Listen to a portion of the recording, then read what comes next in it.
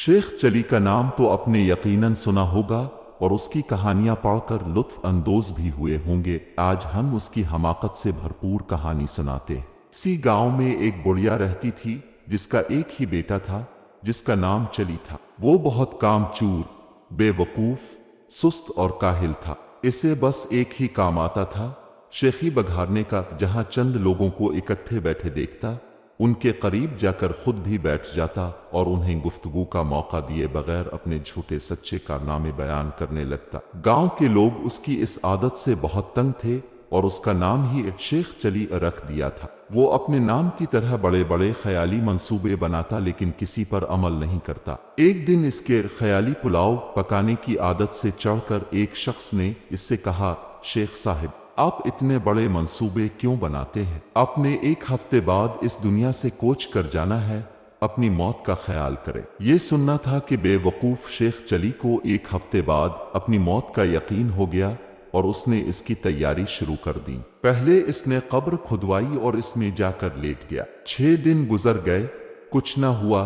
7वें रोज शेख चली ने सोचा कि ये इस शख्स के बताए हुए एक हफ्ते का आखिरी दिन है, शायद अब मौत का फरिश्ता आने वाला है। वो ये सोच ही रहा था कि इसके कान में आवाज पड़ी, अगर कोई अल्लाह का नेक बंदा अंडे की टोकरी मेरे घर पहुंचा दे तो मैं इसे उजरत में एक अशरफी दूंगा। शेख चली अशरफी का नाम सुनकर कब्र से बाहर निकल आया और अंडे की टोकरी उठाकर सर पर रख ली। ये देखकर टोकरी के मालिक ने कहा, शेख साहब, जरा संभाल कर ले जाना, अंडे टूटने ना पाएं, वरना एक दमड़ी भी नहीं दूंगा, उल्टा हर जाना ले लूंगा। शेख चली बड़े गुरूर से बोला, मियाँ साहब, मैं शेख चली हूँ, कोई छोटा मोटा शख्स नहीं हूँ, पूरा गांव मुझे जानता है। ये कहकर वो अंडे की टोकरी लेकर चल पड़ा। ख्याली पुलाव पकाने की तो आदत थी ही, सर पर अंडों की टोकरी रखकर रास्ता चलते हुए इसकी जहनी रूह बहक गई और लगा ख्याली पुलाव पकाने। अंडे पहुंचाने की मजदूरी मुझे एक अशरफी मिलेगी, बड़ी रकम है, इससे मैं मुर्गी खरीदूंगा, वो अंडे देगी, अंडे बीच कर बिक्री लूंगा, जो बच्चे देगी, बिक्री के बच्चे बीच कर गाय लूंगा, गाय दूध देगी, मेरे बच्चे दूध मांगेंगे तो मैं उनसे कहूंगा, ये लो दूध।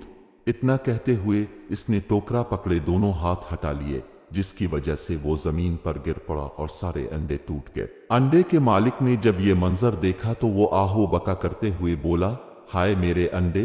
दूसरी तरफ शेख चली रोते हुए दहाई दे रहा था, हाय मेरे बच्चे। दोनों की आह विजरी सुनकर लोग जमा हो गए और शेख चली की बात सुनकर उसे बावर कराया कि तुम्हारी तो शादी भी नहीं हुई, बच्चे कहां से आ गए जो तुम रो रहे हो? हाँ, अंडों के मालिक का तुमने जो नुकसान किया है इसका हर्जाना तुम्हें देना पड़ेगा। बात शेख चली की मां तक पहुंची। उसने वहां आकर हर्जाने की रकम अदा करके शेख चली की गुलोखलासी कराई।